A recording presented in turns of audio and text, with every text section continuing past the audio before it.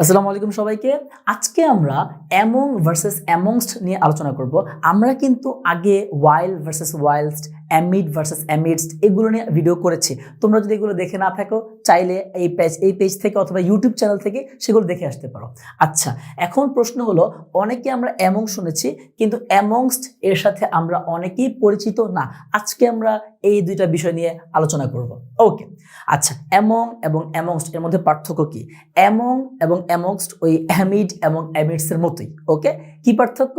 Among হচ্ছে basically নতুন version বলতে কি মানে অ্যামংসটা হচ্ছে পুরাতন হয়ে গেছে, আর্কেইক হয়ে গিয়েছে। হ্যাঁ, আমরা আগের ভিডিওতে বলেছিলাম আর্কেইক মানে কি। আর্কেইক মানে হচ্ছে পুরাতন, ওকে, বা পুরনো, ওকে, ওল্ড ফ্যাশনড। যেমন অ্যামংসটা আগে প্রচুর কমনলি ইউজ করা হতো কিন্তু এখন আর অতটা কমনলি ইউজ করা হয় না। হ্যাঁ, তবু কিছু কিছু ম্যাগাজিন, কিছু কিছু নিউজ পেপার তোমরা দেখতে পারো, বাট এটাকে এখন অতটা ফর্মাল আর ধরা হয় না। ওকে, আচ্ছা, অ্যামংটাই হচ্ছে এদের মধ্যে মোর ফর্মাল। তবে এই দুইটা ইন্টারচেঞ্জেবল ইউজ করা যায়। ইন্টারচেঞ্জেবল মানে কি জানো?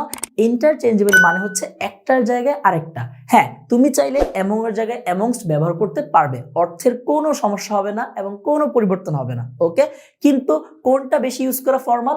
অ্যামংটা। ওকে, সো আজকের পর থেকে যদি তোমরা কেউ অ্যামংস্ট দেখো, ঘাবড়ে যাওয়ার কোনো কিছুই নেই। অ্যামংস্ট মানে কি? অ্যামং। ওকে, আচ্ছা, আমাদের পরবর্তী একটা ভিডিও থাকবে বিটুইন ভার্সেস অ্যামং নিয়ে।